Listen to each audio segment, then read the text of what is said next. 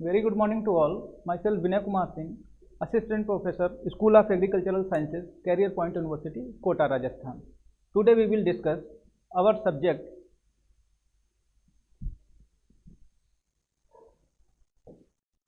EXL 121 and the title of this subject Fundamentals of Agricultural Extension Education. So in this subject today we will discuss this topic extension and education. Extension means प्रसार, extension means होता है प्रसार और education means होता है शिक्षा। तो यहाँ पे हमारा मेन टॉपिक जो है एक्सटेंशन एजुकेशन है। इस एक्सटेंशन एजुकेशन को समझने के लिए, क्योंकि ये एक्सटेंशन एजुकेशन दो शब्दों से मिलकर के बना है, पहला जो हमारा शब्द है वो है एक्सटेंशन और जो दूसरा शब्द है वो हमारा है एजुकेशन। तो इसलिए एक्सटेंशन एजुकेशन यानी कि प्रसार शिक्षा। तो प्रसार शिक्षा को समझने के लिए हमें पहले शिक्षा को समझना पड़ता है। जिस तरीके से मैं आपको बताऊं कि ग्रामीण समाजशास्त्र जो होता है, तो ग्रामीण समाजशास्त्र को समझने से पहले हमें समाजशास्त्र के बारे में जानना आवश्यक होता है। उसी तरीके से प्रसार शिक्षा के बारे में समझने के लिए हमें पहले शिक्षा का जो है अध्ययन करना पड़ता है। तो इसलिए first of all we will discuss our first topic extension. After that first of all we will discuss our topic education. After that we will discuss extension education. So these are our content in this lecture. First one you can see here, first one is red mark and after that second one is also red mark. Means ये जो है ये हमारे indicate करते हैं कि कौन कौन से इसमें पोर्शन है। तो ये हमारा जो 3 इसमें कंटेंट्स जो हैं वो हमारे एजुकेशन के हैं और ये जो बाकी जो शेष हमारे पास में बचे हुए हैं ये हमारे एक्सटेंशन एजुकेशन के हैं।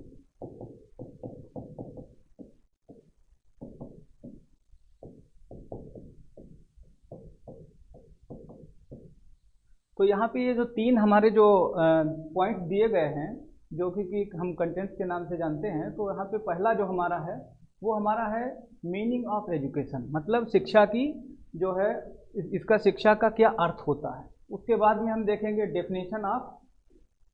डेफिनेशन ऑफ एजुकेशन, शिक्षा की क्या क्या परिभाषाएं होती हैं डिफरेंट ऑथर्स के द्वारा।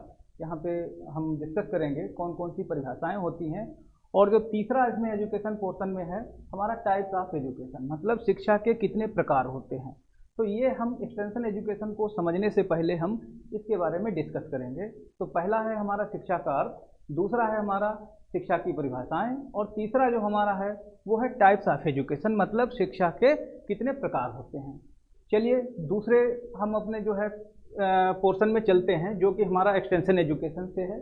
तो एक्सटेंशन एजुकेशन में हम सबसे पहला जो पढ़ेंगे वो क्या है, मीनिंग ऑफ एक्सटेंशन एजुकेशन, यानी कि प्रसार शिक्षा का अर्थ क्या होता है उसके बारे में हम जानेंगे। दूसरा जो हमारा है definitions of extension education and agriculture extension. तो यहाँ पे आप देख सकते हैं डेफिनेशंस ऑफ एक्सटेंशन एजुकेशन और दूसरा जो हमारा है एग्रीकल्चर एक्सटेंशन।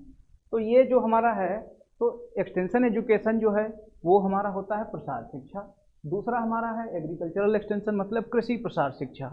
तो यहाँ पे हमारा जो है एक्सटेंशन एजुकेशन और जो हमारा है एग्रीकल्चरल एक्सटेंशन, तो यहाँ पे इन दोनों की ही डेफिनेशन हम यहाँ पे पढ़ेंगे, यानी कि प्रसार शिक्षा एवं कृषि प्रसार शिक्षा की परिभाषाएं। तो नेक्स्ट हमारा जो है स्कोप ऑफ एग्रीकल्चर एक्सटेंशन। तो इसके स्कोप क्या होते हैं, प्रसार शिक्षा के क्या क्षेत्र होते हैं, क्या इसका स्कोप होता है, इसके बारे में हम पढ़ेंगे। नेक्स्ट जो हमारा है ऑब्जेक्टिव्स ऑफ एक्सटेंशन एजुकेशन, यानी कि इसके उद्देश्य क्या होते हैं। ऑब्जेक्टिव्स मीन्स होता है उद्देश्य, तो एक्सटेंशन एजुकेशन के क्या क्या उद्देश्य होते हैं वो हम कंप्लीट करेंगे। फिर तीसरा है हमारा नेक्स्ट हमारा जो है पॉइंट वो है basic philosophy of agricultural extension, यानी कि कृषि प्रसार शिक्षा का मूल दर्शन क्या होता है। बेसिक फिलॉसफी मतलब मूल दर्शन, तो कृषि प्रसार शिक्षा का मूल दर्शन क्या होता है वो यहाँ पे हम डिस्कस करेंगे। उसके बाद में जो हमारा आता है वो है प्रिंसिपल्स ऑफ एग्रीकल्चरल एक्सटेंशन, यानी कि कृषि प्रसार जो होता है उसके सिद्धांत क्या होते हैं, किस सिद्धांत पे वो काम करता है। तो इस तरीके से हम कह सकते हैं कि जो हमारा सेकेंड लास्ट पॉइंट जो है प्रिंसिपल्स ऑफ एग्रीकल्चरल एक्सटेंशन, तो यहाँ पे कृषि प्रसार शिक्षा के सिद्धांतों के बारे में हम अध्ययन करेंगे। नेक्स्ट एंड लास्ट हमारा जो पॉइंट्स है वो steps in extension education process. अब जो इसके एक्सटेंशन एजुकेशन के जो स्टेप्स होते हैं, मतलब इसके जो चरण होते हैं, कृषि प्रसार शिक्षा के कौन कौन से चरण होते हैं, और उन चरणों को हम क्रमबद्ध तरीके से और सुव्यवस्थित ढंग से हम उसको स्टडी करेंगे, पढ़ाई करेंगे, तो उसमें हम पूर्ण रूप से क्लियर हो जाएंगे कि कौन कौन से इसके चरण होते हैं, फर्स्ट में क्या आता है, सेकंड में क्या आता है, थर्ड में क्या होता है। इस तरीके से हम पूरे इसके स्टेप्स हम पूरे कंप्लीट करेंगे। तो ये हमारे कंटेंट्स थे जो कि इस जो है लेक्चर में हम कंप्लीट करेंगे। नेक्स्ट यहाँ पे बात आती है एजुकेशन की। जैसे कि मैंने आपको बताया था फर्स्ट पोर्शन में हम जो है 3 कंटेंट्स जो थे वो हमारे एजुकेशन पोर्शन से थे। तो एक्सटेंशन एजुकेशन स्टार्ट करने से पहले हमें एजुकेशन के बारे में डिस्कस करना ज़रूरी होता है, तो इसलिए हम यहाँ पे एजुकेशन के बारे में पढ़ रहे हैं। तो यहाँ पे कुछ डेफिनेशंस आप देख रहे हैं। आप जो है एजुकेशन की डेफिनेशंस आप देखेंगे तो बहुत बड़ी बड़ी सी होती हैं और बहुत सारी आपको डेफिनेशंस भी मिल जाएंगी, लेकिन डिफरेंट थॉट्स, डिफरेंट ऑथर्स और डिफरेंट माइंड्स के थ्रू हमें बहुत सारी डेफिनेशंस मिलती हैं। तो उन डेफिनेशंस में जो हमें फाइनल रिजल्ट होता है वो लगभग इक्विवेलेंट होता है, सभी लोगों का लगभग बराबर होता है, एक जैसा ही होता है, लेकिन अलग अलग वर्ड्स का यूज करके उसमें जो है हम डेफिनेशन उसको देते हैं।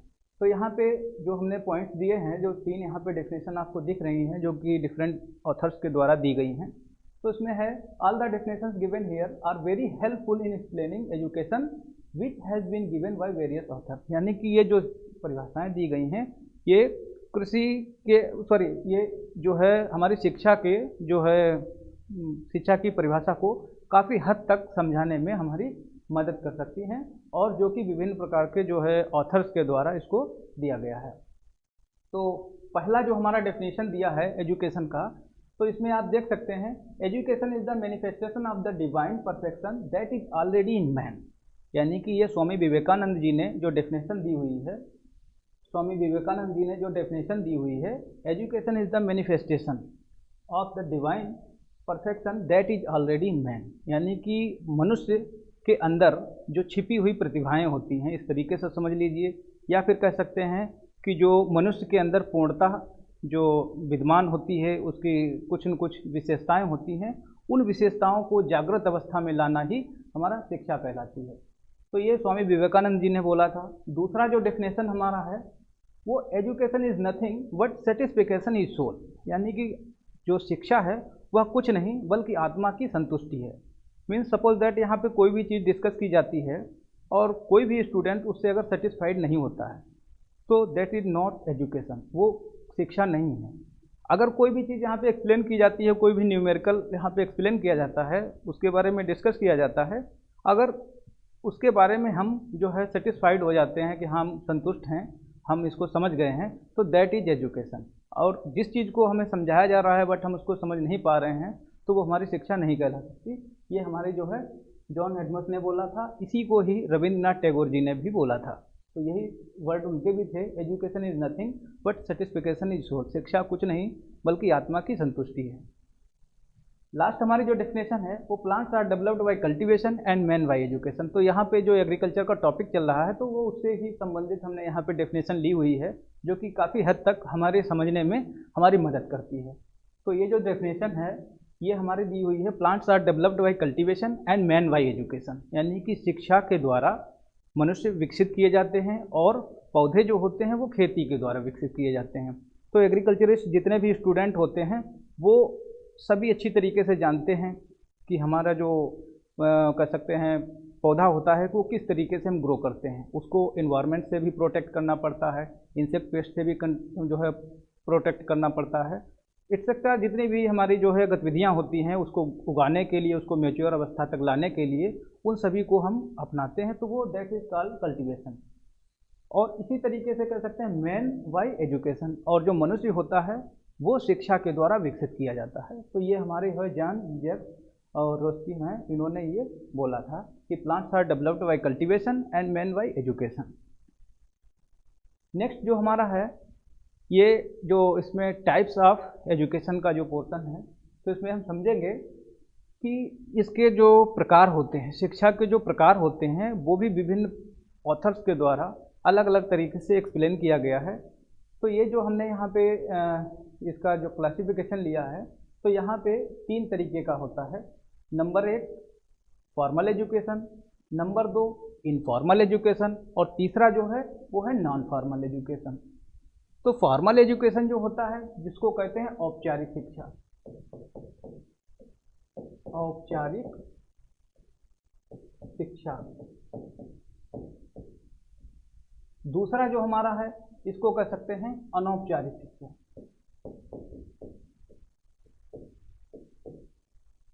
अनौपचारिक शिक्षा। और तीसरा जो हमारा है नॉन फॉर्मल एजुकेशन, जिसको हम कहते हैं निरौपचारिक शिक्षा।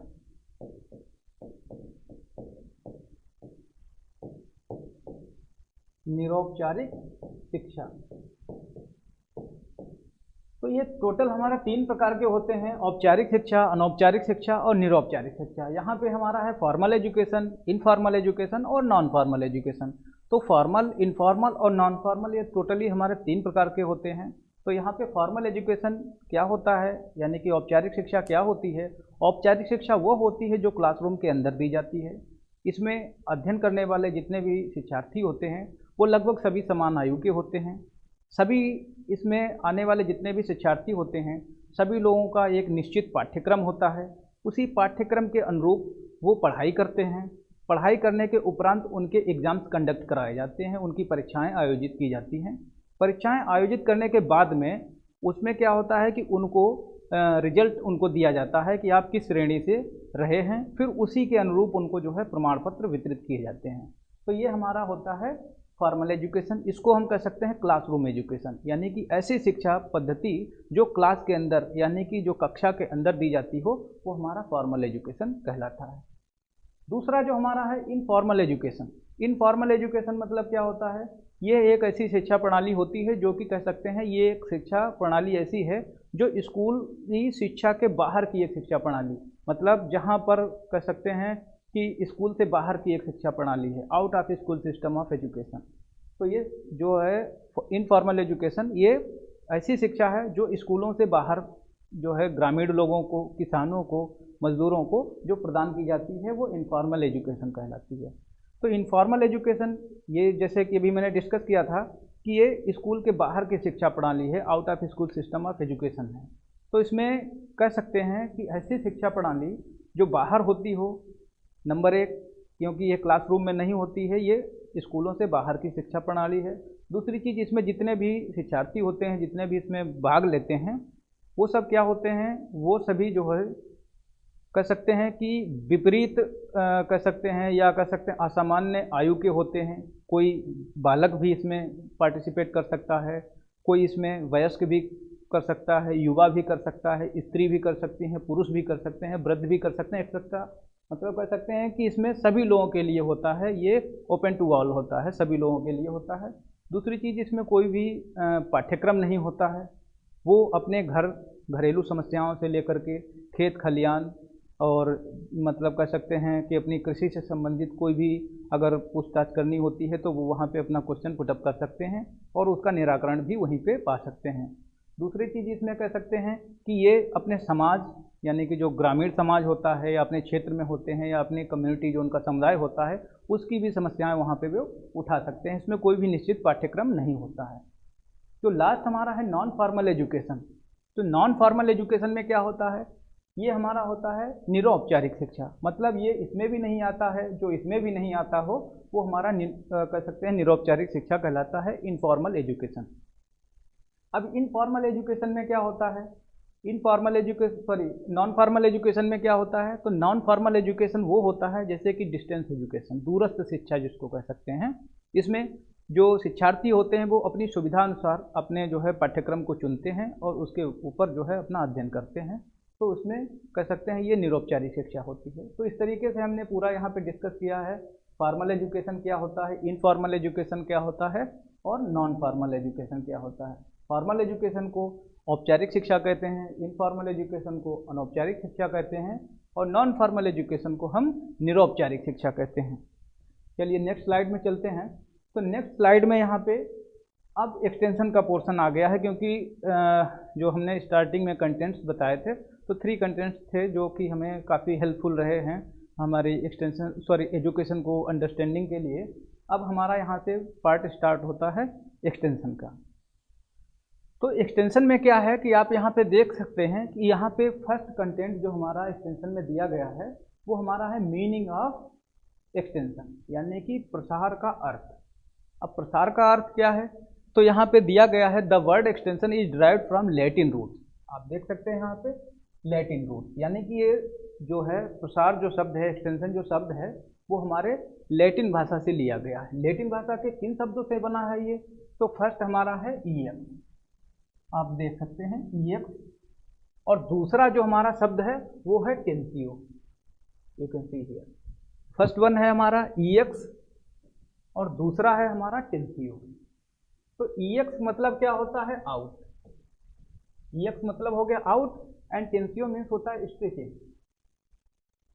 ईएक्स का मतलब हो गया आउट और टेंसियो का मतलब हो गया स्ट्रेचिंग। तो यहाँ पे कह सकते हैं stretching out is the meaning of extension, यानी कि यहाँ पे मैं आपको समझा दूं इस तरीके से, ये एक्सटेंशन जैसे यहाँ पे कह सकते हैं, इस साइड में देख सकते हैं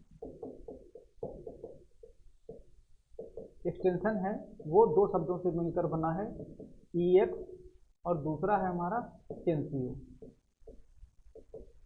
ईएक्स का मतलब हो गया आउट और टेंसियो का मतलब हो गया स्ट्रेचिंग। आउट मतलब हो गया बाहर, स्ट्रेचिंग मतलब हो गया फैलाना। आप देख सकते हैं स्ट्रेचिंग आउट, यानी कि यहाँ पे हमने बताया है एक्सटेंशन जो है, एक्सटेंशन 2 शब्दों से मिलकर बना है लैटिन भाषा के, पहला है ईएक्स और दूसरा है टेंसियो। तो ईएक्स का मतलब होता है आउट और टेंसियो का मतलब होता है स्ट्रेचिंग। तो यहाँ पे आउट का मतलब हो गया हिंदी में बाहर कहते हैं, और स्ट्रेचिंग का मतलब होता है किसी चीज़ को फैलाना, या कह सकते हैं उसको किसी तरीके से स्प्रेड करना, इस तरीके से समझ सकते हैं। तो बाहर फैलाना, तो प्रसार का मतलब क्या हो गया, एक्सटेंशन का मतलब क्या हो गया, किसी भी चीज़ को बाहर फैलाना। अब यहाँ पे बात करते हैं, the word extension came to be use originally in USA during 1914। During 1914 यानी कि 1914 ईस्वी में इसमें प्रसार शिक्षा का सबसे पहले प्रयोग किया गया था। लेकिन इससे पहले मैं आपको एक चीज़ और डिस्कस कर दूं, क्योंकि ये 1914 में प्रसार शिक्षा की बात हो रही है, लेकिन ये जो प्रसार शब्द है यानी कि जो एक्सटेंशन वर्ड है वो सबसे पहले कब और किसने प्रयोग किया था। तो ये हमारा जो है एक्सटेंशन जो वर्ड है सबसे पहले जेम्स स्टुअर्ट के द्वारा 1971, यानी कि जो हमारा एक्सटेंशन है,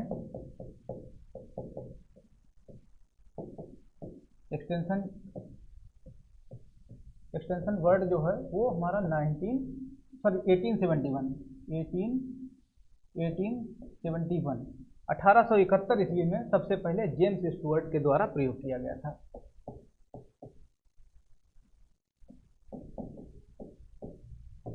जेम्स स्टुअर्ट ने इसको सबसे पहले प्रयोग किया था 1871 में। तो 1871 में जब जेम्स स्टुअर्ट ने इसको प्रयोग किया तो जेम्स स्टुअर्ट को ही इसका जो है फादर ऑफ यूनिवर्सिटी एक्सटेंशन बोला गया। तो यहाँ पे फादर ऑफ यूनिवर्सिटी एक्सटेंशन कौन है, जेम्स स्टुअर्ट, क्योंकि उन्होंने 1871 में सबसे पहली बार इस जो है प्रसार शब्द को प्रयोग किया गया था एक्सटेंशन को। तो नेक्स्ट में अब हम बात करते हैं, जेम्स स्टुअर्ट जो थे वो एक एम्प्लॉय थे जो कि हमारे कह सकते हैं कैम्ब्रिज यूनिवर्सिटी में थे। तो कैम्ब्रिज यूनिवर्सिटी में 1871 में इन्होंने इसको प्रयोग किया था। इसका प्रयोग क्यों किया था, उन्होंने अपने कार्यालय के विस्तार के हेतु इसका प्रयोग किया था। फिर उसके बाद में 1873 में जो है जेम्स स्टुअर्ट के द्वारा ही वहाँ पे सिफारिश की गई, अपने विश्वविद्यालय में कैम्ब्रिज यूनिवर्सिटी में उन्होंने सिफारिश की कि क्यों ना ऐसे एक्सटेंशन सेंटर ओपन किए जाएं ताकि वहाँ पे लोगों को जो है उनकी समस्याओं को और उनके कह सकते हैं पर्यावरण के बारे में इस तरीके से उनको अवेयर किया जाए ताकि उनको भी शिक्षित किया जा सके। तो सबसे पहले 1871 में जेम्स स्टुअर्ट ने इस वर्ड को प्रयोग किया। फिर उसके बाद में 1873 में जेम्स स्टुअर्ट की सिफारिश के द्वारा कैम्ब्रिज यूनिवर्सिटी में ही सबसे पहले एक्सटेंशन सेंटर ओपन हुए। First time extension centre opened by James Stuart in Cambridge university. फिर उसके बाद में बात करते हैं, ये तो हो गया जेम्स स्टुअर्ट ने कैम्ब्रिज यूनिवर्सिटी में सबसे पहले अपने कार्यालय के विस्तार के हेतु ऑफिशियल कह सकते हैं यूज के लिए उन्होंने 1871 में एक्सटेंशन वर्ड का प्रयोग किया। उसके बाद में 1873 ईस्वी में 1873 में जेम्स स्टुअर्ट के द्वारा ही अपने यूनिवर्सिटी में अपनी सिफारिश के द्वारा वहाँ पे एक्सटेंशन सेंटर यानी कि प्रसार केंद्रों की स्थापना के लिए वहाँ पे प्रपोजल भेजा। फिर 1873 में ही वहाँ पे प्रसार केंद्र स्थापित भी किए गए। ये तो हो गया वहाँ पे। फिर उसके बाद में 1876 में जो है सबसे पहले 1873 में जो है कैम्ब्रिज यूनिवर्सिटी में, फिर उसके बाद में 1876 में सबसे पहले लंदन यूनिवर्सिटी में इसका प्रयोग किया गया। उसके बाद में दूसरे नंबर पे लंदन यूनिवर्सिटी, फिर उसके बाद में 1878 में उसके बाद में ऑक्सफोर्ड यूनिवर्सिटी में प्रसार शब्द का प्रयोग किया गया। तो ये यहाँ पे हमने टोटली आपको एक्सप्लेन किया, जो कि हमारा 1871 में जेम्स स्टुअर्ट ने प्रसार शब्द सबसे पहले प्रयोग किया। तो इसलिए इन्हीं को ही जेम्स स्टुअर्ट को फादर ऑफ यूनिवर्सिटी एक्सटेंशन बोला गया। ये फादर ऑफ यूनिवर्सिटी एक्सटेंशन मतलब इन्होंने सबसे पहले प्रसार शब्द का प्रयोग किया। लेकिन प्रसार शिक्षा का सबसे पहले प्रयोग किसने किया? तो यहाँ पे एजुकेशन के लिए उन्होंने नहीं यूज किया था, अपने ऑफिशियल यूज के लिए किया था। तो इसलिए उनको जेम्स स्टुअर्ट को फादर ऑफ यूनिवर्सिटी एक्सटेंशन बोला जाता है। और इसके प्रसार शिक्षा के जो पिता होते हैं वो हैं हमारे जेपी लिगन्स। डॉक्टर जेपी लिगन्स जो हैं उन्होंने सबसे पहले प्रसार शिक्षा यानी कि एक्सटेंशन एजुकेशन को सबसे पहले प्रयोग किया था, इसलिए वो प्रसार शिक्षा के पिता कहलाते हैं। लेकिन प्रसार शब्द के अगर पिता अगर पूछा जाता है तो प्रसार शब्द के जो पिता हैं वो हमारे कौन हैं? जेम्स स्टुअर्ट हैं। और प्रसार शिक्षा के जो पिता हैं वो कौन है? वो है हमारे डॉक्टर जेपी लिगन्स। फिर उसके बाद में बात आती है 1873 में जेम्स स्टुअर्ट की सिफारिश के द्वारा वहाँ पे हमारे प्रसार केंद्र स्थापित किए गए। 1876 में लंदन यूनिवर्सिटी में जो है उसके बाद में प्रसार शब्द का प्रयोग किया गया। तीसरे नंबर पे है 1878 में जो है ऑक्सफोर्ड यूनिवर्सिटी के द्वारा इसका प्रयोग किया गया। फिर नेक्स्ट हम बात करते हैं in other words. The word extension signifies an out of school system education.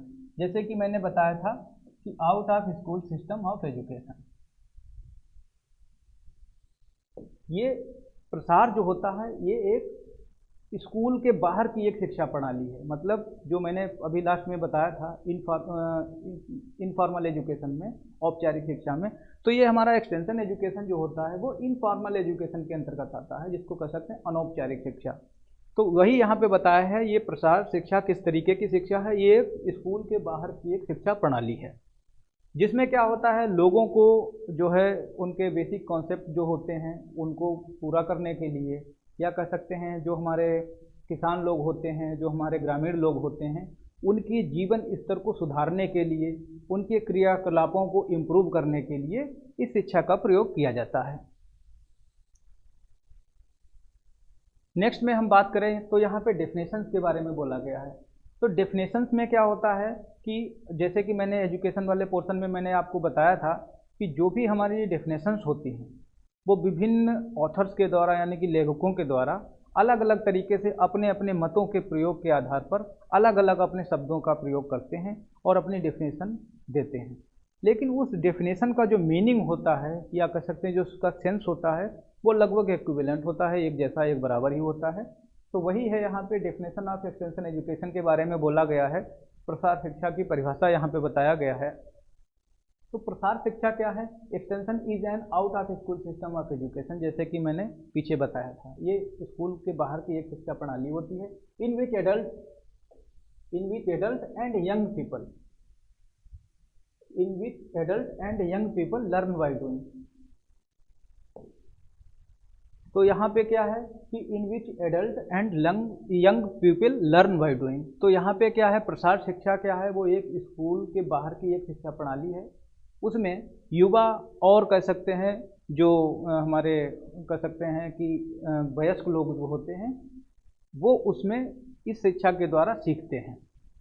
किस तरीके से सीखते हैं? पीपल लर्न बाय डूइंग, यानी कि कोई भी कार्य करके वो सीखते हैं। जो भी उनको काम दिया जाता है फिर उसको वो करते हैं, करने के बाद में उसमें वो सीखते हैं, यानी कि लर्न बाय डूइंग, यानी कि करके वो सीखते हैं। Its fundamental objective is the development of the people. और इसका फंडामेंटल ऑब्जेक्टिव क्या है, यानी कि इसका मुख्य रूप से इसका उद्देश्य क्या है, वो क्या है, डेवलपमेंट ऑफ द पीपल, यानी कि लोगों का विकास करना है। तो प्रसार शिक्षा, तो कहने का तात्पर्य क्या है कि प्रसार शिक्षा एक स्कूल के बाहर की एक शिक्षा प्रणाली है जिसमें युवा एवं वयस्क मनुष्य इसमें किसी भी कार्य को करके सीखते हैं। इसका मुख्य उद्देश्य क्या है, fundamental objective of extension education development of the people, यानी कि लोगों का विकास करना इसका मुख्य उद्देश्य होता है। चलिए, ये है हमारी केल्से और हेर्ने, यानी कि केल्से और हेर्ने के द्वारा ये डेफिनेशन दी गई थी, उन्होंने ही ये पूरा एक्सप्लेन किया था। दूसरा जो हमारा डेफिनेशन है वो Douglas Ensminger, you can see here, यहाँ पे दिया हुआ है डी इंसमिंगर, शॉर्ट फॉर्म में यहाँ पे लिख दिया है। तो यहाँ डी का मतलब होता है डगलस इंसमिंगर, तो डी और इंसमिंगर यानी कि डगलस इंसमिंगर। तो डगलस इंसमिंगर ने ये डेफिनेशन दी थी, extension is a programme and process. तो एक्सटेंशन जो है वो क्या है, ये एक प्रोग्राम यानी कि कोई एक कार्यक्रम है।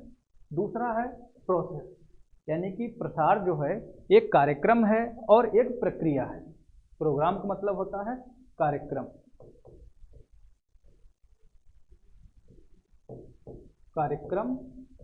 और यहाँ पे प्रोसेस का मतलब होता है प्रक्रिया।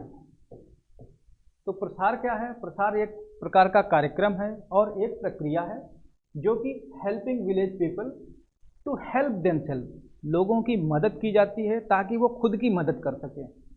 इसमें इंक्रीज देयर प्रोडक्शन, अपना वो उत्पादन बढ़ा सकें, क्योंकि ये जो प्रसार शिक्षा होती है ये ग्रामीणों के लिए होती है। गांव में लोग जो किसान होते हैं, जो फार्मर्स होते हैं, तो उनके लिए होती है। तो उनको किस तरीके से कह सकते हैं, प्रसार एक प्रकार का कार्यक्रम एवं प्रक्रिया है जिसमें लोगों की मदद की जाती है ताकि वो खुद की मदद कर सकें। किस लिए, इंक्रीज देयर प्रोडक्शन, वो अपना उत्पादन बढ़ा सकें। दूसरा है raise their general standard of living, और अपना जो दैनिक जीवन होता है उसके स्तर को भी वो सुधार सकें। तो इस तरीके से ये हमारे डगलस इंसमिंगर ने बोला था कि प्रसार एक प्रकार का कार्यक्रम एवं एक प्रक्रिया है जिसमें लोगों की मदद की जाती है ताकि वो खुद की स्वयं की वो मदद कर सकें और अपना उत्पादन बढ़ा सकें और अपने जीवन स्तर को ऊपर उठा सकें। नेक्स्ट हम बात करते हैं, तो यहाँ पे बात आती है एग्रीकल्चरल एक्सटेंशन की। जैसे कि एक्सटेंशन एजुकेशन है वो भी रूरल एरियाज़ में रहने वाले लोगों के लिए है, लेकिन एग्रीकल्चरल एक्सटेंशन भी हमारा बहुत तरीके का होता है। होम साइंस एक्सटेंशन होता है, डेयरी एक्सटेंशन होता है, इसी तरीके से हमारा एक्सटेंशन एजुकेशन भी होता है। तो मेन फोकस हमारा है एक्सटेंशन जो है वो एग्रीकल्चर एक्सटेंशन के ऊपर। तो एग्रीकल्चर एक्सटेंशन क्या है, तो वही कार्यक्रम जो भी हमारे जनरल स्टैंडर्ड जो उनका लिविंग होता है उसको स्टैंडर्ड को ऊपर उठाना, उनकी प्रोडक्टिविटी को इंक्रीज करना, उनके रहन सहन को सही करना, तो और लोगों का विकास करना। तो सेम वही चीज़ यहाँ पे भी है, लेकिन ये उनके कृषि के माध्यम से उनको जो है प्रदान करना है। तो यहाँ पे कह सकते हैं extension is an out of school system of education. It's mean to extend the new knowledge, new information and new technologies to more and more village people. यानी कि प्रसार जो है वो एक प्रकार की शिक्षा है, स्कूल के बाहर की एक शिक्षा प्रणाली है जिसमें लोगों को, यानी कि जो कृषक होते हैं उनको जो है नए ज्ञान, नई तकनीकियाँ, इन सभी के बारे में अधिक से अधिक लोगों को अवेयर करना है, उनकी जानकारी देना है। तो ये हमारा कहलाता है एग्रीकल्चर एक्सटेंशन। इन डिफिनेशंस में भी हम देख सकते हैं, इन डिफिनेशंस में यहाँ पे क्या दिया गया है, extension service refers to a programme of agricultural development, यानी कि कृषि विकास, agricultural development and rural welfare.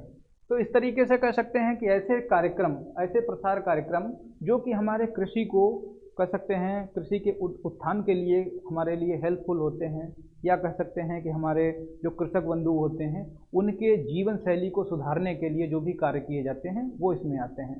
तो उसमें उनकी उत्पादन क्षमता जो किस तरीके से भूमि की बढ़ सकती है, किस फसल के लिए हमें अधिक से अधिक हमें जो है खाद्यान्न उत्पादन हो सकता है, तो उस तकनीकी को उनको बताना है। तो इस तरीके से कह सकते हैं जितनी भी तकनीकियाँ होती हैं जो कि किसानों के लिए मददगार साबित होती हैं, तो वो उन तक पहुंचाना, ये हमारे कृषि प्रसार का अर्थ होता है। तो यही यहाँ पे बताया गया है कि जैसे इस वाले डेफिनेशन में देख सकते हैं physical level of living. Next है रूरल फैमिलीज, जो ग्रामीण परिवार होते हैं उनके विकास के लिए, और कह सकते हैं रूरल कम्युनिटी वेलफेयर। तो इस तरीके से उनमें जितने भी डेफिनेशंस आप देखेंगे लगभग फाइनली उनका वही रिजल्ट रहता है। तो वही चीज़ इसमें भी है, वही चीज़ इसमें भी है, वही जो मैंने अभी बताया वो भी वही चीज़ है। तो उसमें कोई दिक्कत वाली बात नहीं है।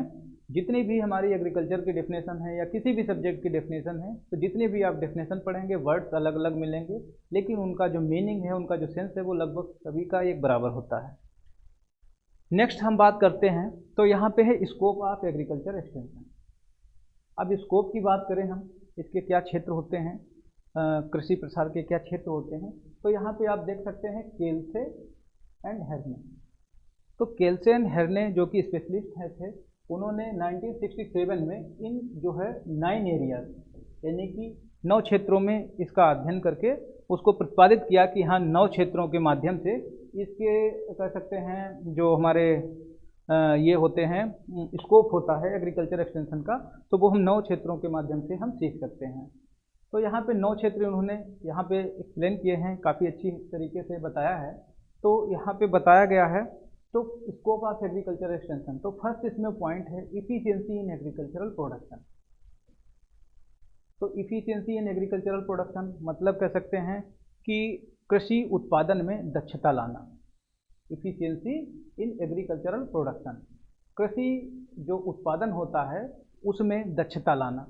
दूसरा जो उन्होंने पॉइंट बोला है efficiency in marketing, distribution and utilisation. तो यहाँ पे 3 शब्द इन्होंने यूज किए हैं, marketing, distribution and utilisation. Marketing का मतलब होता है विपणन, कोई भी चीज़ की मतलब कह सकते हैं खरीदना या बिक्री करना, दैट्स कॉल्ड मार्केटिंग। तो कह सकते हैं इफिशियंसी इन मार्केटिंग, जो हमारा विपणन होता है उसमें दक्षता लाना। डिस्ट्रीब्यूशन मतलब वितरण, किसी भी चीज़ को डिस्ट्रीब्यूट करना, वितरण करना। तो कह सकते हैं कि जो विपणन होता है उसमें दक्षता लाना।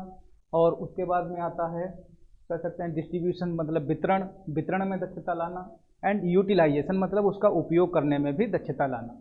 तो इस तरीके से दूसरा जो हमारा पॉइंट है वो कह सकते हैं विपणन में दक्षता लाना और वितरण में दक्षता लाना, और तीसरा है हमारा उपयोग में दक्षता लाना। थर्ड हमारा जो पॉइंट है वो है कंजर्वेशन,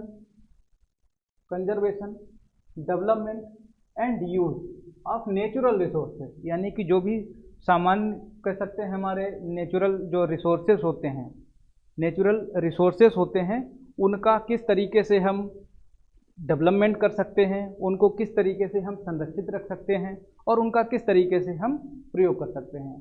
तो नेचुरल रिसोर्सेज का मतलब होता है प्राकृतिक संसाधन।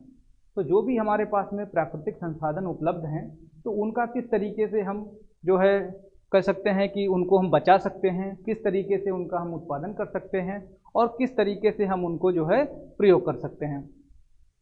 नेक्स्ट है यहाँ पे management on the farm and in the home, यानी कि जो घर होता है और जो उनका खेत होता है, प्रक्षेत्र जिसको कह सकते हैं, तो घर और खेत का प्रबंध करना। नेक्स्ट है फैमिली लिविंग, यानी कि जो उनका परिवार होता है उसके स्टैंडर्ड को भी ऊपर उठाना। नेक्स्ट हमारा है यूथ डेवलपमेंट, यानी कि युवाओं का भी विकास करना। नेक्स्ट है हमारा लीडरशिप डेवलपमेंट। अब यहाँ पे लीडरशिप का मतलब पॉलिटिशियन नहीं होता है, लीडरशिप का मतलब होता है जो भी किसानों को लीड करता हो, जैसे कि लीड एंड सब लीड, मतलब कुछ ऐसे फार्मर्स जो कि प्रोग्रेसिव फार्मर्स होते हैं, अग्रणी किसान होते हैं, उन अग्रणी किसानों के जो है नीचे कुछ उनके मतलब कह सकते हैं पास पड़ोसी, उनके गांव के सदस्य लोग होते हैं जो कि उनको फॉलो करना अधिक पसंद करते हैं, तो वो हमारा लीडरशिप कहलाता है। जैसे कि वो हमारे प्रोग्रेसिव फार्मर्स क्या होते हैं, अग्रणी किसान क्या होते हैं, वो पहली बात तो वो शिक्षित होते हैं, दूसरी चीज़ क्या है उनके पास में कृषि योग्य क्षेत्रफल अधिक होता है, तीसरी चीज़ उसमें प्लस पॉइंट क्या होता है कि वो जो वर्तमान के हाईटेक जो इम्प्लीमेंट्स होते हैं उनसे भी परिपूर्ण होते हैं, मतलब जो उनके भी संसाधन होते हैं वो उनसे परिपूर्ण होते हैं, उनके पास में उपलब्ध होते हैं और उनको किसी से लेने की ज़रूरत नहीं पड़ती है, तो इसलिए वो प्रोग्रेसिव फार्मर्स होते हैं। अब वो प्रोग्रेसिव फार्मर अगर कोई भी चीज़ को वो अगर एक्सेप्ट करते हैं, जैसे नई कोई टेक्नोलॉजी आई हुई है या नया कोई इम्प्लीमेंट आया हुआ है, तो उनके पास में ऑलरेडी इतना कृषि योग्य भूमि है, उनके पास में पैसा भी है, उनके पास में बड़े बड़े ट्रैक्टर्स, इस तरीके से सभी इम्प्लीमेंट उनके पास में है, तो वो उस टेक्निक को सबसे पहले अपनाते हैं। अगर वो उसको अपनाते हैं, अपनाने के बाद में अगर पॉजिटिव में उनके रिस्पॉन्स आते हैं, मतलब उनको लाभ अगर प्राप्त होता है, तो जितने भी उनको फॉलो करने वाले जो कह सकते हैं निम्न श्रेणी के जो कह सकते हैं किसान होते हैं, वो उनको फॉलो करने के बाद में देखते हैं कि हाँ इन्होंने ये काम किया था तो इनको बेहतर रिजल्ट प्राप्त हुए हैं, तो वो उन्हीं को देखा दुनी में उनको भी वो फॉलो करने लगते हैं। तो इस तरीके से वो क्या कहलाते हैं, लीडरशिप, यानी कि वो उनका नेतृत्व करते हैं। तो इस तरीके से लीडरशिप डेवलपमेंट यानी कि लोगों में जो है नेतृत्व की भावना का विकास करना। नेक्स्ट है हमारा community development and rural development. Community development मतलब सामुदायिक विकास, and rural development rural area यानी कि ग्रामीण क्षेत्रों का विकास करना। तो प्रसार शिक्षा का क्या है कि जो हमारी कम्युनिटी होती है उसका विकास करना, उसके साथ साथ में होता है रूरल एरिया डेवलपमेंट यानी कि ग्रामीण क्षेत्रों का विकास करना। नेक्स्ट होता है पब्लिक अफेयर्स यानी कि सार्वजनिक जो मामले होते हैं उसमें भी उनकी मदद करना। तो ये हमारे टोटल हमारे स्कोप ऑफ एग्रीकल्चरल एक्सटेंशन थे कि कितने हमारे जो है इसके क्षेत्र होते हैं, किस तरीके से ये काम करते हैं। नेक्स्ट हम चलते हैं, फिर यहाँ पे बताया गया है स्कोप ऑफ एग्रीकल्चरल एक्सटेंशन, एक दूसरे वे में भी हम इसको समझ सकते हैं। तो यहाँ पे है the following statement will further कर सकते हैं amplify the scope of extension. तो यहाँ पे जो हमारे कुछ पॉइंट्स दिए गए हैं इनके द्वारा भी हम काफ़ी हद तक इनको समझने में जो है कह सकते हैं कि इनको अच्छी तरीके से समझ सकते हैं। तो यहाँ पे भी बताया गया है extension is fundamentally and out of school system of education, जैसे कि हमने भी बताया था वही चीज़ यहाँ पे आ गई है। तो इस तरीके से वही चीज़ है यहाँ पे कम्युनिटी डेवलपमेंट इस तरीके से होम मेकिंग में, फार्मिंग में, तो इन सभी में उनको जो है, और डेली लिविंग यानी कि जो डेली की उनकी दैनिक जीवन की क्रियाएं होती हैं उसमें वैज्ञानिकता लाने के लिए इसका जो है प्रयोग किया जाता है। दूसरा अगर हम बात करें तो extension is education for all village people, यानी कि जो प्रसार शिक्षा होती है वो पूरे समस्त गाँववासियों के लिए होती है, जितने भी ग्रामवासी होते हैं वो सभी लोगों के लिए होती है, किसी एक विशेष के लिए नहीं होती है।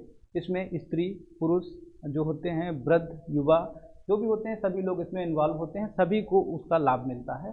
तो वही कह सकते हैं extension is an education for all village people, यानी कि सभी लोगों के लिए होता है। नेक्स्ट जो थर्ड पॉइंट है हमारा, extension is bringing about desirable changes in the knowledge, attitude and skill, यानी कि कह सकते हैं जो लोग होते हैं इसका जो प्रसार शिक्षा के द्वारा लोगों में ज्ञान में परिवर्तन लाया जाता है, सोचने समझने की क्षमता में परिवर्तन लाया जाता है, कार्य कुशलता में भी परिवर्तन लाया जाता है। तो वही यहाँ पे पॉइंट्स दिए गए हैं कि इसके सहायता से हमारे नॉलेज में यानी कि उन लोगों के ज्ञान में परिवर्तन आता है, इसके साथ साथ में उनके एटीट्यूड में परिवर्तन आता है, थिंकिंग एंड फीलिंग जो होता है। नेक्स्ट है स्किल, यानी कि जो उनका कार्य क्षमता होता है उसमें भी परिवर्तन आता है। नेक्स्ट जो फोर्थ पॉइंट है वो है extension is helping people to help themselves, जो कि अभी मैंने बताया था वही चीज़ है, helping people to help themselves. लोगों की कृषि प्रसार के द्वारा लोगों की मदद की जाती है ताकि वो खुद की मदद कर सकें, अपना जीवन स्तर सुधार सकें और अपने उत्पादन को बढ़ा सकें। तो ये हमारे जो है स्कोप थे। तो इसी के बाद में जो फिफ्थ हमारा पॉइंट आता है, तो फिफ्थ पॉइंट में भी बताया गया है extension is teaching through learning while doing, और दूसरा है सीइंग इज बिलीविंग, यानी कि दो आधार मान करके ये कार्य करता है। जो प्रसार शिक्षा होती है वो दो तरीके से कार्य करती है, नंबर एक है लर्निंग बाय डूइंग और दूसरा है सीइंग इज बिलीविंग, यानी कि कोई भी कार्य जो होता है उसको करके सीखने पर आधारित होता है, मीन्स प्रैक्टिकली नॉलेज उनको मिलता है। तो वो कह सकते हैं लर्निंग बाय डूइंग, यानी कि किसी भी कार्य को करके सीखना। दूसरा है सीइंग इज बिलीविंग, यानी कि किसी भी कार्य को जो है कह सकते हैं कि देख करके ही विश्वास करना। तो यहाँ पे लर्निंग बाय डूइंग का मतलब किस तरीके से समझ सकते हैं, तो लर्निंग बाय डूइंग का मतलब क्या है कि कोई भी अगर कार्य होता है, कोई भी प्रसार कार्यकर्ता होता है, वो किसी भी कार्य योजना को लेकर के ग्रामवासियों के बीच में जाता है, तो वो किसी भी कार्य को करने के लिए उन्हीं ग्रामवासियों के बीच में बैठे हुए किसी एक सदस्य को बुलाते हैं कि आप यहाँ पे आइए और ये कार्य करके देखिए। तो वो उनको करके दिखाता है। तो बाकी लोग जितने भी लोग बैठे थे वो लोग क्या समझते हैं कि ये हमारे ही बीच का गया हुआ है, तो वो इंटरेस्ट से उसको फॉलो करते हैं। जो भी इंस्ट्रक्शंस दिए जाते हैं वो उसको भी देखते हैं, जो भी चीज़ वो एक्टिविटी कर रहा है उसको भी देखते हैं, तो वो इंटरेस्ट से उसको फॉलो करते हैं। फिर उसके बाद में जो भी रिजल्ट आते हैं वो भी उसको अच्छी तरीके से समझ सकते हैं। तो इस तरीके से उस जो फार्मर को यहाँ पे सिलेक्ट किया गया था, उस फार्मर से जो भी काम करवाए गए हैं तो वो वहाँ पे लर्निंग बाय डूइंग, यानी कि कोई भी कार्य करके उनको सिखाया गया है। दूसरी चीज़ है यहाँ पे सीइंग इज बिलीविंग, यानी कि कोई भी चीज़ है उसको देख करके ही विश्वास किया गया है। तो वहाँ पे कोई भी चीज़ अगर बताई जाती है तो आप उसमें जो है अच्छी तरीके से उसको अपने माइंड में स्टोर करके नहीं रख सकते हैं। अगर वही चीज़ आपको दिखा दी गई है कि ये इस तरीके से होती है, इस तरीके से ये कार्य करती है, आपने करके भी देख लिया और उस चीज़ को आपने विजुअली वहाँ पे देख भी लिया फिजिकली, तो आप उसको अधिक समय तक और अच्छी तरीके से अपने माइंड में स्टोर करके रख सकते हैं। तो प्रसार शिक्षा का मेन यहाँ पे स्कोप यही है कि learning by doing and seeing is believing. Next अगर हम बात करें, extension is a two way channel, जो कि यहाँ पे मैंने डायग्राम में यहाँ पे समझाया है, आप यहाँ पे देख सकते हैं। वही चीज़ यहाँ पे मैंने एक्सप्लेन कर दी है, ये क्या चीज़ है, किस तरीके से है, ये क्यों है। तो उसी के लिए यहाँ पे लिखा है extension is a two way channel. तो फर्स्ट वे है हमारा इधर और सेकेंड वे है इधर, बीच में मीडिएटर का काम करता है एक्सटेंशन वर्कर। तो वही है टू वे चैनल है। It bringing scientific information to village people. तो जो साइंटिफिक जो कह सकते हैं इन्फॉर्मेशन होती है वो क्या करता है, ये एक्सटेंशन वर्कर जो होता है वो साइंटिफिक इन्फॉर्मेशन फार्मर्स कम्युनिटी में लाता है, किसानों को देता है कि ये जो है नई नई वैज्ञानिक तकनीकी हैं, आप इनको अपने मतलब जो है कह सकते हैं दैनिक उपयोग में लाइए, अपनी खेती बाड़ी में इनको जो है अपनाइए और आपको लाभ प्राप्त होगा। तो इस तरीके से कह सकते हैं कि extension is a two way channel. It brings scientific information to village people and it also takes the problems. अब यहाँ पे बात हो रही है तो जो भी वैज्ञानिक जानकारियाँ होती हैं वो रिसर्च लैब से लेकर के किसके द्वारा जाती हैं, एक्सटेंशन वर्कर के द्वारा जाती हैं। किसको जाती हैं, ये फार्मर्स कम्युनिटी को जाती हैं। तो कह सकते हैं brings scientific information to village people. तो जो साइंटिफिक इन्फॉर्मेशन होती है वो प्रसार कार्यकर्ता के द्वारा जो है किसानों के लिए जाती हैं। फिर इसके साथ साथ में वो क्या काम करता है, फिर वो वहाँ से फीडबैक के रूप में वो वहाँ की जो भी प्रॉब्लम्स होती हैं, it also takes the problems of the village people. जो भी यहाँ की समस्याएं होती हैं वो इसके द्वारा यहाँ पे आती हैं, यहाँ से फिर वो रिसर्च लैब में साइंटिस्ट के पास में पहुँचती हैं। फिर साइंटिस्ट उसमें क्या करता है, फिर उसको वो कर सकते हैं रिकन्सिडरेशन करता है। फिर उसमें क्या होता है कि वो उन जो प्रॉब्लम्स कर सकते हैं कलेक्शन हुआ है तो उन प्रॉब्लम्स के ऊपर वो काम करता है साइंटिस्ट। फिर उनका सॉल्यूशन जो बनाता है फिर वो एक्सटेंशन वर्कर को देता है। एक्सटेंशन वर्कर फिर वो उनको जो है किसानों के पास में लेकर के जाता है। तो इस तरीके से ये कंटिन्यूअस प्रोसेस होता है जो कि प्रसार कार्यकर्ता के द्वारा यहाँ पे कह सकते हैं जो रिसर्च लैब होती हैं, शोध केंद्र होते हैं, वहाँ से लेकर के प्रसार कार्यकर्ता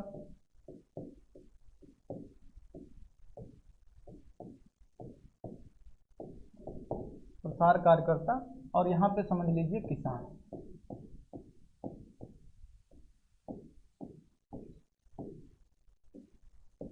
किसानों के समुदाय। तो इस तरीके से जो हमारी रिसर्च लैब होती हैं, कह सकते हैं शोध केंद्र, जहाँ पे रिसर्च होती है, वो क्या काम करता है, शोध केंद्र से नई कोई साइंटिफिक इंफॉर्मेशन होती है उसको वो लेकर के प्रसार कार्यकर्ता को मिलता है। प्रसार कार्यकर्ता उस चीज़ को अच्छी तरीके से समझने के बाद में वो किसानों के पास में जाता है और किसानों को समझाता है। किसान उसको एक्सेप्ट करते हैं और फिर एक्सेप्ट करने के बाद में अपने जो है फील्ड में भी उसको लागू करते हैं। फील्ड में लागू करने के बाद में उसमें क्या पॉजिटिविटी रही है, क्या निगेटिविटी रही है, उस चीज़ को ये फाइंड करता है एक्सटेंशन वर्कर। एक्सटेंशन वर्कर उस चीज़ को फाइंड करने के बाद में नोट डाउन करता है कि इस जो हमारा स्कीम था, इस स्कीम के द्वारा कौन कौन सी हमें नकारात्मकता मिली है और कौन कौन सी सकारात्मकता मिली है, यानी कि पॉजिटिविटी और निगेटिविटी दोनों को वो फाइंड करता है।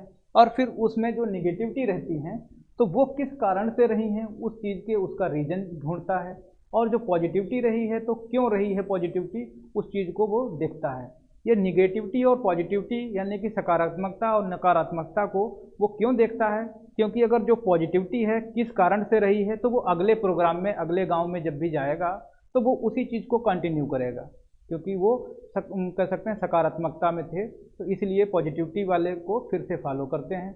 जो निगेटिविटी रही है तो उसको फिर से रिसर्च सेंटर में लेकर के जाता है, वहाँ पे बताता है ये चीज़ यहाँ पे प्रॉब्लम्स हुई थी, और इनका क्या क्या सॉल्यूशन हो सकता है। तो साइंटिफिक उस पर फिर से रिसर्च करते हैं, रिसर्च करने के बाद में फिर उसका सॉल्यूशन उनको देते हैं कि ये चीज़ आप कर दीजिए जाके, ये सही हो जाएगा। तो फिर वो किसानों के पास में जाता है, किसानों को फिर से वो अवेयर करता है कि आपने वो जो प्रोग्राम था उसमें इन चीज़ों की कमी रह गई थी, अब की बार इन चीज़ों को फॉलो करना है तो आपको ये सब पॉजिटिविटी मिलेंगी। तो उनको करने के बाद में अगर फिर भी कोई नकारात्मकता रह जाती है तो फिर से वो उसको लेकर के जो है साइंटिस्ट के पास में जाता है। साइंटिस्ट फिर उसको क्या करता है, फिर से रिसर्च करता है, फिर वो जो है किसानों के पास में लेकर के पहुंचता है। तो इस तरीके से ये कंटिन्यूअस प्रोसेस होता है। अब यहाँ पे आपको देख सकते हैं दो प्रोसेस हैं। एक तो आपको जो यहाँ पे एरो दिख रहा है ब्लू मार्क में, तो एक तो ये है जो सीधा हमारा चल रहा है, यहाँ से यहाँ पे आया कोई इन्फॉर्मेशन, यहाँ से फिर कम्युनिटी में गया, कम्युनिटी से फिर इसके पास आया, इसके पास में आया। तो ये मैंने एक्सप्लेन कर दिया है। दूसरा जो है यहाँ पे दिया हुआ है न्यू डिस्कवरीज एंड आइडियाज, जो नए नए शोध होते हैं, नए नए जो खोजें होती हैं वो, और उनके क्या क्या कर सकते हैं आइडिया होते हैं, क्या क्या उनके उपाय होते हैं, तो वो। फिर यहाँ पे है difficulties and problems of farmers. अब किसानों की कौन कौन सी समस्याएं हैं, कौन कौन सी परेशानियां हैं, तो वो वहाँ पे हैं। तो रिसर्च लैब्स में जो होता है न्यू डिस्कवरीज हुई, नए आइडिया हुए, ये इसके पास में आया, इसके बाद में ये यहाँ आ गए, किसानों के पास में आ गए। अब किसान क्या करते हैं, किसान उस चीज़ को फॉलो करते हैं, फिर अपनी डिफ़िकल्टीज और प्रॉब्लम्स जो होते हैं वो उनको एक्सटेंशन वर्कर को बताते हैं, इस चीज़ में ये चीज़ की कठिनाई आई थी और ये चीज़ें इसमें समस्याएं बनी थी। तो वो चीज़ इसमें ले जा करके रिसर्च लैब के पास में पहुंचता है जहाँ के साइंटिस्ट होता है, फिर वो उसको जो है फिर से उसका सोल्यूशन ढूंढता है और फिर एक्सटेंशन वर्कर को देता है। एक्सटेंशन वर्कर फिर जो है किसान की समुदाय में पहुंच करके उनको बताता है। तो इस तरीके से ये पूरा प्रोसेस जो है कंटिन्यूसली चलता रहता है। एक गांव में कंप्लीट हो गया फिर दूसरे गांव में जाता है, तो इस तरीके से ये कंटिन्यूअस प्रोसेस चलता रहता है। नेक्स्ट यहाँ पे बात करें तो यहाँ पे बेसिस ऑफ एग्रीकल्चरल एक्सटेंशन। तो एग्रीकल्चर के कौन कौन से बेसिस होते हैं तो उनको यहाँ पे हम डिस्कस करेंगे। तो यहाँ पे हमने दे दिया है बेसिस ऑफ एग्रीकल्चर एक्सटेंशन, इसके 3 बेसिस होते हैं। तो यहाँ पे होता है, फर्स्ट है हमारा faith in individual. Faith in individual, faith in individual का मतलब क्या होता है, मनुष्य का स्वयं में विश्वास।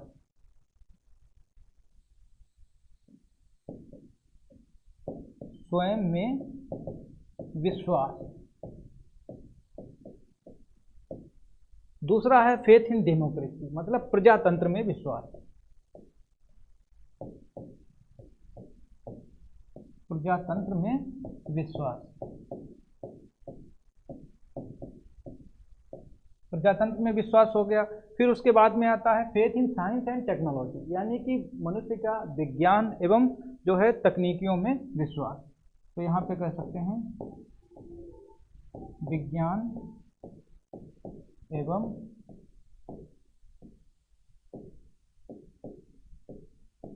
तकनीकी में विश्वास। तो इस तरीके से इसकी बेसिस हम समझते हैं। तो बेसिस में है faith in individual, faith in democracy, faith in science and technology. तो फेथ इन इंडिविजुअल का मतलब होता है मनुष्य का स्वयं में विश्वास। दूसरा है फेथ इन डेमोक्रेसी, मतलब मनुष्य का प्रजातंत्र में विश्वास। और तीसरा है faith in science and technology, मतलब मनुष्य का कह सकते हैं विज्ञान एवं तकनीकी में विश्वास। तो इस तरीके से मनुष्य का जब तक सेल्फ कॉन्फिडेंस नहीं होगा, अपने अंदर विश्वास नहीं होगा, तब तक वो कार्य नहीं कर सकता है। तो इस तरीके से उसको नॉलेज देना ताकि वो अपने अंदर सेल्फ कॉन्फिडेंस हो सके। इसी तरीके से फेथ इन डेमोक्रेसी, मनुष्य का प्रजातंत्र में विश्वास, तो उसको प्रजातंत्र के बारे में अवेयर करना पड़ता है कि आपके लिए ही ये स्कीम है और आपके लिए ही ये यूजफुल रहेंगी, आपको इस तरीके से ये चीज़ लाभ मिलेंगे। तो इस तरीके से प्रजातंत्र में विश्वास कर लेगा।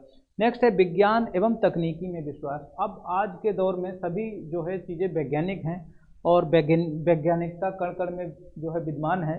तो इस तरीके से कह सकते हैं जब तक मनुष्य विज्ञान और तकनीकी पे विश्वास नहीं करेगा तब तक वो सक्सेस नहीं हो सकता है। तो वही यहाँ पे थर्ड इसमें बेसिस में बताया गया है कि यहाँ पे जो हमारे faith in science and technology, यानी कि विज्ञान और तकनीकी पे विश्वास करना। तो जब इनके ऊपर विश्वास होगा तब उसका जो है विकास संभव है। नेक्स्ट हम यहाँ पे बात करेंगे ऑब्जेक्टिव्स ऑफ एक्सटेंशन एजुकेशन। तो ऑब्जेक्टिव्स इसके क्या क्या उद्देश्य होते हैं। तो यहाँ पे मैंने एक डायग्राम यहाँ पे डिजाइन किया हुआ है, तो आप यहाँ पे देख सकते हैं कि कौन कौन से इसमें जो है कर सकते हैं उद्देश्य होते हैं, इसके ऑब्जेक्टिव्स होते हैं। तो फर्स्ट हमारा है change in what people know knowledge, दूसरा है change in what people can do skill, तीसरा है हमारा change in what people think and feel, जिसको कह सकते हैं एटीट्यूड, एंड फोर्थ हमारा जो है लास्ट है वो change in what people actually do motivation. तो इस तरीके से ये चार इसके प्रकार हैं, नंबर 1, नंबर 2, ये है नंबर 3 और ये है नंबर 4। तो इस तरीके से ये चार इसके जो है ऑब्जेक्टिव्स होते हैं। तो लोगों के ज्ञान में परिवर्तन लाना, जो लोग किसान लोग हैं, मजदूर हैं, जो ग्रामीण क्षेत्रों में रहते हैं, तो उनके लिए क्या है कि यहाँ पे उनके ज्ञान में परिवर्तन लाना। ज्ञान में परिवर्तन लाने का मतलब क्या है कि उनको शिक्षित करना, उनको अवेयर करना, उनको बताना, ताकि वो अपने ज्ञान को अपने जो है सुधार सकें और अपने ज्ञान को बढ़ा सकें। दूसरा है change in what people can do skill. तो यहाँ पे है change in what people can do, वो क्या कर सकते हैं, उनकी कार्य जो है क्षमता में परिवर्तन लाना, वो क्या कर सकते हैं और आप अभी क्या कर रहे हैं, इसमें ये चीज़ अगर संशोधन कर लें तो आप ये चीज़ कर सकते हैं। तो उनकी कार्य जो है क्षमता में परिवर्तन लाना। नेक्स्ट है change in what people think and feel, वो क्या सोचते हैं और वो क्या समझते हैं, यानी कि उनके सोचने समझने की क्षमता में परिवर्तन लाना। तो वो कह सकते हैं उनके एटीट्यूड में परिवर्तन लाना। नेक्स्ट है change in what people actually do motivation, यानी कि उनकी कार्य कुशलता में परिवर्तन लाना और उनको किस तरीके से मोटिवेशन करना चाहिए और ताकि वो अपने कार्य कुशलता में अपने निपुण हो सकें। तो ये हमारे ऑब्जेक्टिव थे एक्सटेंशन एजुकेशन के, ऑब्जेक्टिव्स ऑफ एक्सटेंशन एजुकेशन, मतलब जो है कह सकते हैं इसके उद्देश्य। नेक्स्ट हम बात करें तो ये हमारे हैं एक्सटेंशन एजुकेशन के बारे में। तो ये हैं ऑब्जेक्टिव्स ऑफ एग्रीकल्चरल एक्सटेंशन, जो कि मैंने अभी डिस्कस किए थे ऑब्जेक्टिव्स। तो वही ऑब्जेक्टिव्स यहाँ पे हैं। यहाँ पे फर्स्ट हमारा है new knowledge system for farmers, किसानों के लिए नए ज्ञान जो है उनको बताना। जो किसान होते हैं उनके लिए कौन कौन सी नई तकनीकियाँ होती हैं, कौन कौन से नए ज्ञान होते हैं जो कि उनको मिलने चाहिए। दूसरा है provisions of agricultural education for farmers, अब किसानों के लिए नए कृषि संबंधी जो भी जानकारियाँ होती हैं, जो भी उनकी शिक्षा होती है, कृषि शिक्षा एग्रीकल्चरल एजुकेशन, जो किसानों को मिलनी चाहिए और वो अपने जो है कह सकते हैं उत्पादन को बढ़ा सकें। तो इसलिए किसानों के लिए नई कृषि शिक्षा का भी जो है व्यवस्था करना। तीसरा जो है new system of agriculture for farmers, अब जो नया कोई सिस्टम है, नई कोई पद्धति आई हुई है, तो वो भी किसानों को उपलब्ध कराना। नेक्स्ट है identifying the problems of farmers, यानी कि किसानों की कौन कौन सी समस्याएं हैं और कौन कौन सी कठिनाइयां हैं, उनको जानना और अनुभव करना। यानी कि कह सकते हैं जो किसान होते हैं, किसानों में कौन कौन सी अभी वर्तमान में उनकी समस्याएं चल रही हैं और समस्याओं के साथ साथ में कौन कौन सी कठिनाइयां आ रही हैं जो कि वो अपने मतलब जो है कार्य सुचारू रूप से नहीं कर पा रहे हैं और वो अपना जो है उत्पादन भी नहीं बढ़ा पा रहे हैं। तो इसलिए उनकी कह सकते हैं समस्याएं और कठिनाइयों को जानना और अनुभव करना। नेक्स्ट है हमारा solutions to agricultural problem for farmers, अब यहाँ पे जो भी हमने कठिनाइयाँ देखी, जो भी उनकी समस्याएं देखी, उनके लिए हमने कौन कौन से सॉल्यूशंस बनाए हैं वो उनको बताना। तो जो उनको सॉल्यूशंस बता देंगे तो वो अपनी प्रॉब्लम्स को ऑटोमेटिक जो है कंट्रोल कर सकते हैं। नेक्स्ट हो गया हमारा फिर है to increase farmers to increase their income, और जो किसान होते हैं तो किसानों को इस चीज़ के लिए अवेयर करना, उनको शिक्षित करना, ताकि वो अपनी जो है इनकम को बढ़ा सकें, किस तरीके से उनकी जो आय है बढ़ सकती है, तो वो उनको जो है उपाय बताना। नेक्स्ट है raising the standard of living of farmers, और जो किसान लोग हैं उन किसानों की जो कह सकते हैं दैनिक स्थिति है उसको किस तरीके से हम उठा सकते हैं, तो उसके लिए भी उनको उपाय बताना। तो फाइनली यहाँ पे हम देख सकते हैं जो नीचे हमारा कुछ एक लाइन लिखा है, एक पंक्ति लिखी हुई है, Therefore, the main objective of agricultural extension is to provide all-round development of rural people, यानी कि जो हमारा यहाँ पे एग्रीकल्चर एक्सटेंशन के बारे में इसके ऑब्जेक्टिव्स बताए गए हैं तो उसका मतलब क्या है कि ऑल राउंड डेवलपमेंट। आप देख सकते हैं ऑल राउंड डेवलपमेंट, यानी कि जो किसान लोग होते हैं उनका चहुमुखी विकास करना, चारों तरफ से विकास करना, उनके घर का भी विकास करना, उनके परिवार का विकास करना, उनके खेती बाड़ी और जो खेत खलियान होते हैं उनका भी विकास करना, उनके ज्ञान में परिवर्तन लाना, उनकी कार्यकुशलता में परिवर्तन लाना, कार्य क्षमता में परिवर्तन लाना और उनके सोचने समझने की क्षमता में भी परिवर्तन लाना। तो इसका ये सभी जो है ऑल राउंड डेवलपमेंट में सब कुछ इन्वॉल्व हो जाता है। तो ये सब जो है हमारा इसमें ऑब्जेक्टिव्स ऑफ एग्रीकल्चर एक्सटेंशन में आ जाता है। नेक्स्ट अगर हम बात करें तो इसमें है ऑब्जेक्टिव्स ऑफ एग्रीकल्चर एक्सटेंशन को हम दूसरे वे में भी समझ सकते हैं। तो उसको अच्छी तरीके से और बेहतर तरीके से आपको समझाने के लिए एक मैंने अलग से ये डिज़ाइन किया हुआ है। तो यहाँ पे एक्सटेंशन वर्कर, जो कि अभी मैंने पीछे बताया था, तो एक्सटेंशन वर्कर का मतलब होता है प्रसार कार्यकर्ता। तो यहाँ लिख लेते हैं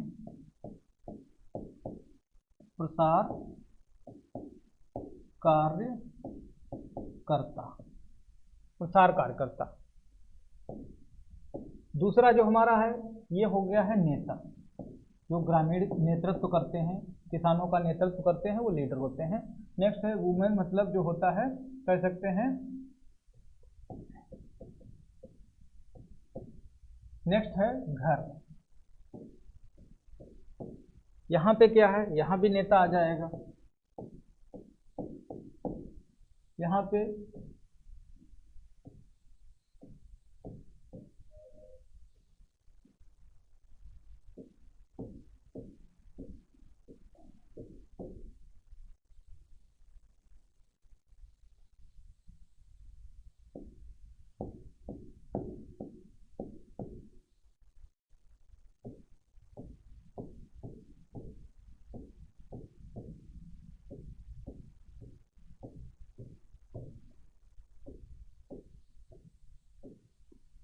चलिए स्टार्ट करते हैं। तो ये एक्सटेंशन वर्कर यानी कि ये जो प्रसार कार्यकर्ता होता है, तो यहाँ पे मैंने हिंदी में भी लिख दिया है प्रसार कार्यकर्ता। लीडर, तो यहाँ पे मतलब नेता, वुमेन मतलब स्त्री, होम मतलब घर।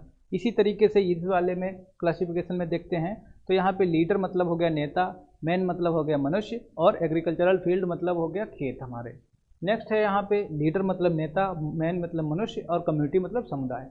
अब ये प्रसार कार्यकर्ता कई तरीके से अपना रोल प्ले करता है। किस तरीके से रोल प्ले करता है, फर्स्ट ऑफ ऑल इधर हम डिस्कस कर लेते हैं। तो एक्सटेंशन एजुकेशन कोई भी नई इंफॉर्मेशन लाया है, कोई भी नई टेक्नोलॉजी लाया है, तो वो किसको बताता है, जो ग्रामीण नेता होते हैं। ग्रामीण नेता होते हैं, तो ग्रामीण नेता को एक्सटेंशन एजुकेशन के माध्यम से प्रसार कार्यकर्ता ने जो है वहाँ के नेता को कोई भी चीज़ को एक्सप्लेन किया, उसको समझा दिया। तो समझाने के बाद में वो क्या करता है, किसी एक मनुष्य को अगर भी वो प्रेरित कर देता है, उसको कह सकते हैं शिक्षित कर देता है, उस सूचना को, उस जानकारी को इसको अगर दे देता है, तो वो क्या काम करता है, वो अपनी फील्ड में उसको लागू करता है। फील्ड में जब लागू कर लेता है तो उसके कह सकते हैं अपने खेत का भी विकास हो गया, अपना खुद का भी विकास हो गया, और यहाँ पे नेता का भी विकास हो गया। तो इस तरीके से प्रसार कार्यकर्ता के द्वारा किसी एक नेता को अगर शिक्षित किया गया, नेता के माध्यम से मनुष्य को शिक्षित कर दिया, उस मनुष्य ने क्या किया, अपने जो है अपने खेत में उस चीज़ को लागू कर दिया, जो भी नई तकनीकी और नया कोई भी प्रौद्योगिकी थी तो उसको। इसी तरीके से एक्सटेंशन वर्कर जो है वो किसी एक नेता के माध्यम से किसी स्त्री, जो गांव में स्त्रियां होती हैं, उनको अगर वो कोई भी चीज़ के बारे में बता देता है, तो वो स्त्रियां क्या करती हैं, अपने घर के विकास में उस चीज़ को फॉलो करती हैं और अपने घर का विकास करती हैं। तो इस तरीके से यहाँ पे खेत का विकास, फिर दूसरा पहुँच गया हमारा घर का विकास, और जो तीसरा हमारा है तो वहाँ पे क्या है, नेता के माध्यम से मनुष्य तक वो चीज़ पहुँची, फिर वो धीरे धीरे कम्युनिटी में पहुँच गई, कम्युनिटी में फैल गई, समुदाय में फैल गई। तो यहाँ पे क्या है, प्रसार कार्यकर्ता के लिए कोई भी अगर इन्फॉर्मेशन है जो कि उसके खेतीबाड़ी के लिए है, तो वो डायरेक्टली नहीं, इनडायरेक्टली वो वहाँ उसके खेत तक पहुँच गई। फिर यहाँ पे अगर घर के विकास के लिए है, तो घर के विकास के लिए स्त्रियों का शिक्षित होना आवश्यक होता है, और फिर इसीलिए यहाँ पे लीडर के माध्यम से स्त्रियों तक वो सूचना पहुँची, फिर स्त्रियों के द्वारा लोगों के घरों में वो विकास कार्य पहुँच गया। फिर उसके बाद में है लीडर, यानी कि नेता को वो वही इन्फॉर्मेशन मिलती है, फिर वो किसी एक मनुष्य को बताता है, फिर मनुष्य दूसरे मनुष्यों के द्वारा वो सीधे सीधे अपनी पूरी कम्युनिटी में उस नए ज्ञान, नई तकनीकी को फैला देता है। तो इस तरीके से ये एक्सटेंशन पूरा प्रोसेस कंप्लीट हो जाता है। इसके अलावा में भी एक आपको ब्लू कलर में एरो दिख रहा होगा, जो कि यहाँ पे है एक्सटेंशन वर्कर सीधे मनुष्य को प्रेरित करता है, फिर मनुष्य अपने खेती में लाता है और अपने समुदाय में भी लेकर के जाता है। तो इस तरीके से ब्लू कलर के जो एरो बने हुए हैं, वहाँ पे भी मनुष्य है, यहाँ पे भी मनुष्य है। मनुष्यों को कोई भी अगर सूचना दी जाती है, कोई भी नया तकनीकी उनको बताया जाता है, तो वो उसके द्वारा अपने खेत में, अपने परिवार में और अपने जो है समुदाय में उस चीज़ को लागू करता है और सभी का विकास करता है। नेक्स्ट हमारा है एग्रीकल्चरल एक्सटेंशन के जो बेसिक फिलॉसफी हैं, यानी कि कृषि प्रसार का मूल दर्शन क्या है। तो कृषि प्रसार के मूल दर्शन को समझने के लिए यहाँ पे कुछ पॉइंट्स यहाँ पे दिए गए हैं, कुछ बिंदु दिए हैं। The basic philosophy of agricultural extension can be understood through the following points, यानी कि जो यहाँ पे कुछ बिंदु दिए गए हैं, इनके माध्यम से हम जो है कृषि प्रसार की जो मूल दर्शन होता है उसको काफ़ी हद तक समझने में इसको जो है सहारा ले सकते हैं और हमारे लिए हेल्पफुल भी होते हैं। तो यहाँ पे फर्स्ट जो है, यहाँ पे आप देख लीजिए, फर्स्ट जो है development of individual. Development of individual का मतलब होता है व्यक्ति का स्वयं का विकास, मतलब अपना पर्सनालिटी या कह सकते हैं पर्सनल डेवलपमेंट, जो भी मनुष्य होता है, मनुष्य का खुद का विकास होना। दूसरा है डेवलपमेंट ऑफ होम। अब मनुष्य अगर एक कह सकते हैं शिक्षित हो गया है और एक अगर मनुष्य विकसित हो गया है, तो वो मनुष्य क्या करेगा, अपने परिवार का विकास करेगा। तो उसके बाद में individual, development of individual, after that development of home, घर का विकास। फिर तीसरा आता है डेवलपमेंट ऑफ फैमिली, यानी कि परिवार का विकास, जो उसका परिवार है। तो मनुष्य, मनुष्य के बाद में उसका घर, घर के बाद में उसका पूरा परिवार, इससे जो है विकसित हो जाता है। नेक्स्ट है development of sense of responsibility, मनुष्य के अंदर जिम्मेदारी की भावना का विकास।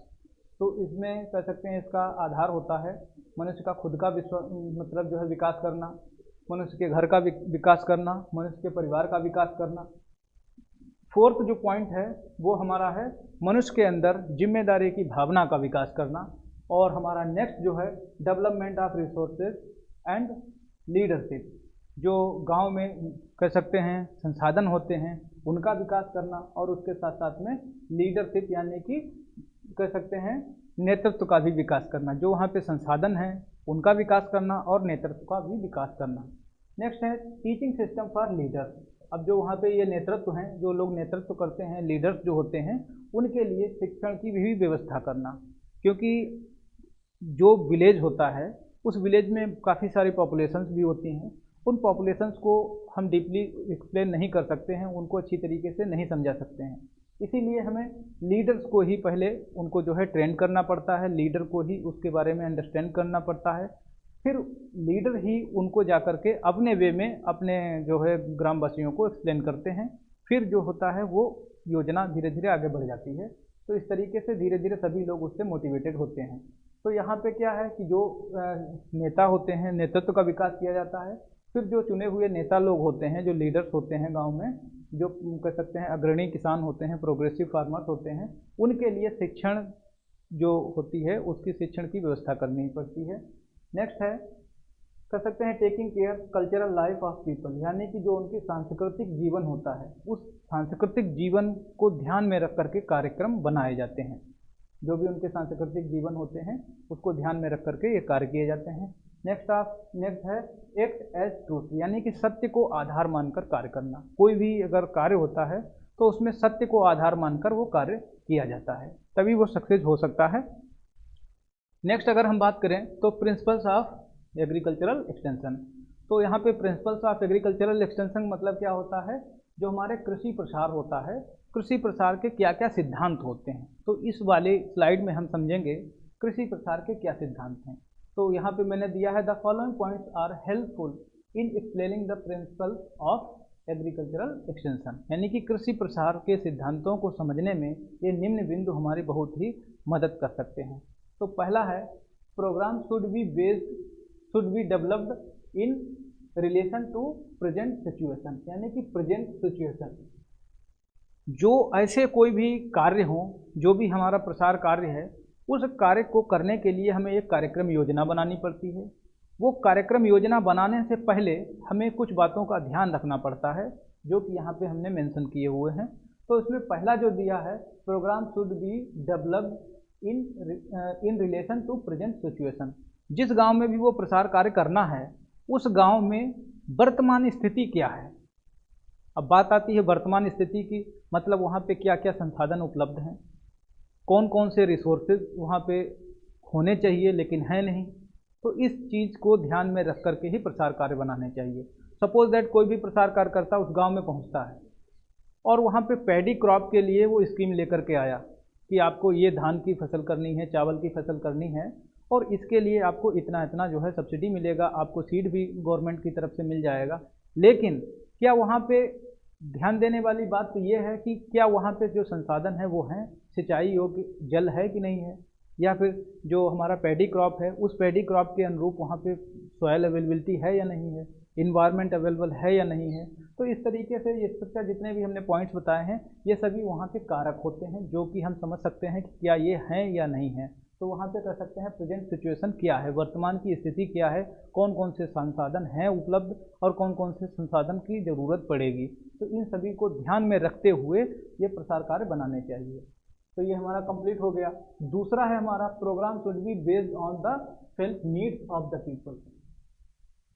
कार्यक्रम ऐसे बनाने चाहिए जो कि लोगों की जो आवश्यकताएं हों उनको पूरा करने वाले कार्यक्रम हों, उनको उनकी आवश्यकताओं को ध्यान में रख करके ही कार्यक्रम बनाने चाहिए।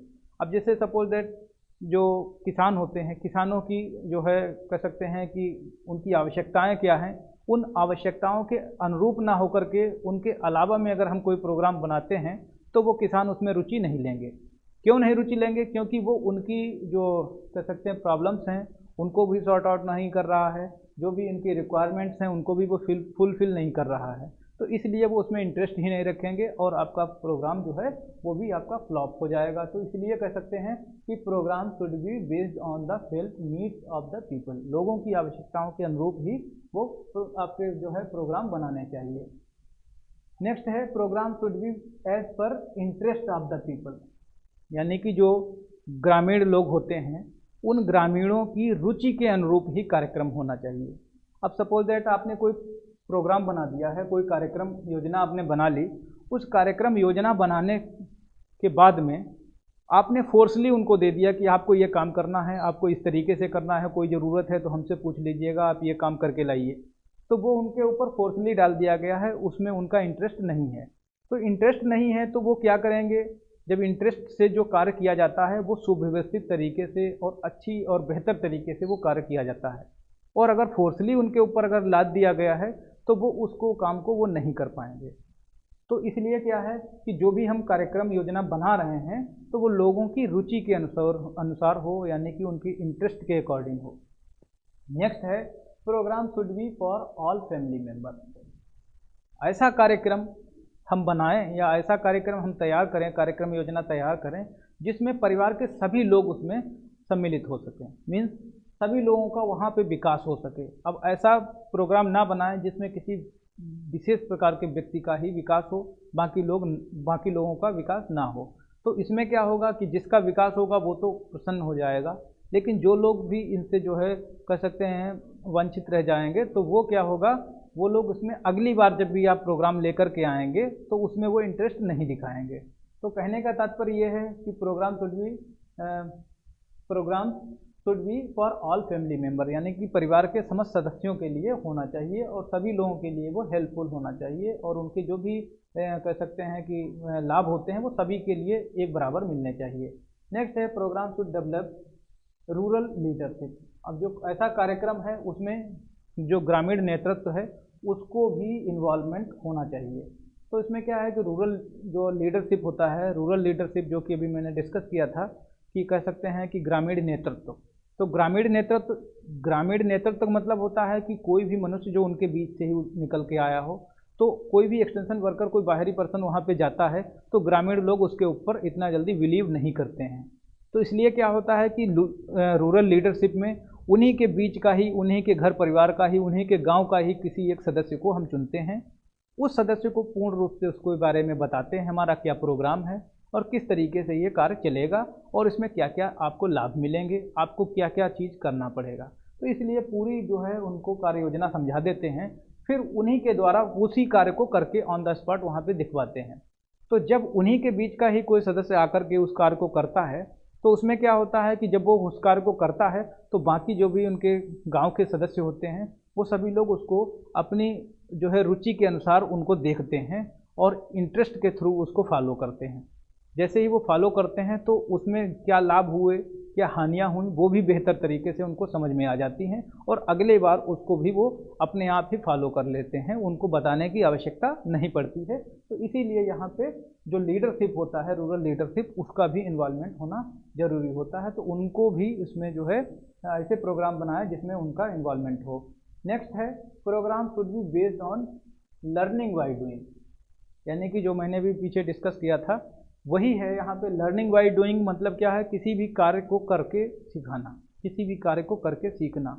तो यहाँ पे है लर्निंग बाय डूइंग, उसके ऊपर आधारित हो, यानी कि ऐसा कार्यक्रम या ऐसी कोई कार्य योजना बनाए जो भी करके सीखने के ऊपर आधारित हो।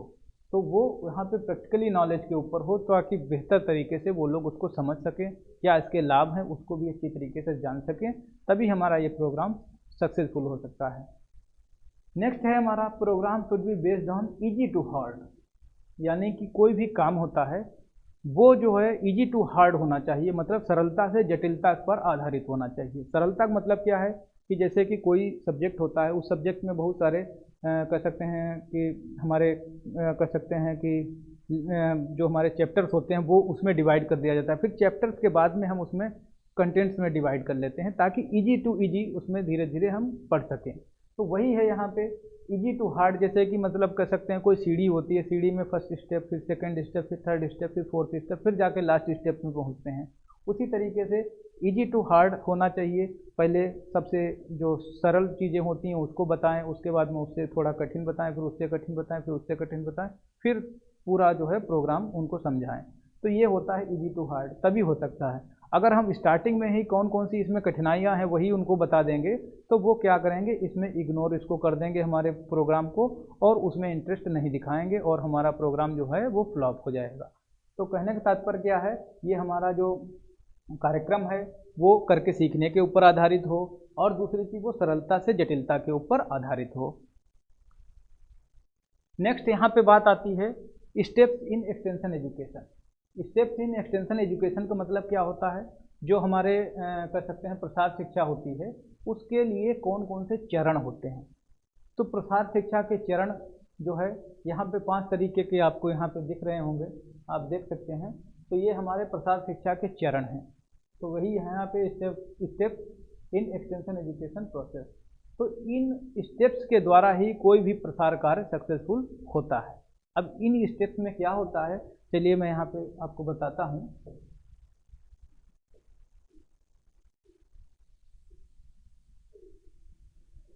तो ये है हमारा एक प्रोसेस के लिए मैं बना रहा हूँ, आपको यहाँ पे दिखा रहा हूँ।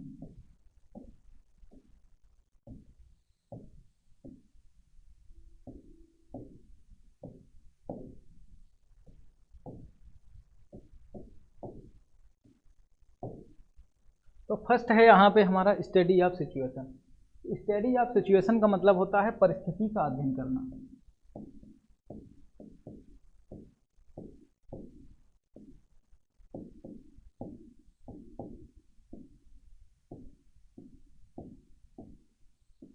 परिस्थिति का अध्ययन करना। दूसरा है ऑब्जेक्टिव्स, दूसरा देख सकते हैं आप ऑब्जेक्टिव्स एंड सॉल्यूशन। फर्स्ट था हमारा स्टडी ऑफ सिचुएशन, जिसको हिंदी में कह सकते हैं परिस्थिति का अध्ययन करना। दूसरा है ऑब्जेक्टिव्स एंड सॉल्यूशन, उसके क्या क्या उद्देश्य होते हैं और क्या क्या समाधान होते हैं। तो यहाँ पे लिख सकते हैं उद्देश्य एवं उद्देश्य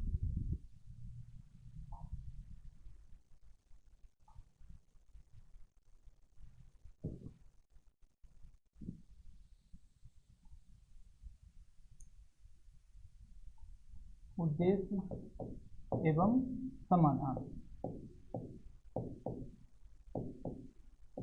उद्देश्य एवं समाधान। तीसरा जो है हमारा टीचिंग प्लान ऑफ वर्क, यानी कि कोई भी शिक्षण योजना तैयार करना। तो यहाँ पे लिख सकते हैं शिक्षण का।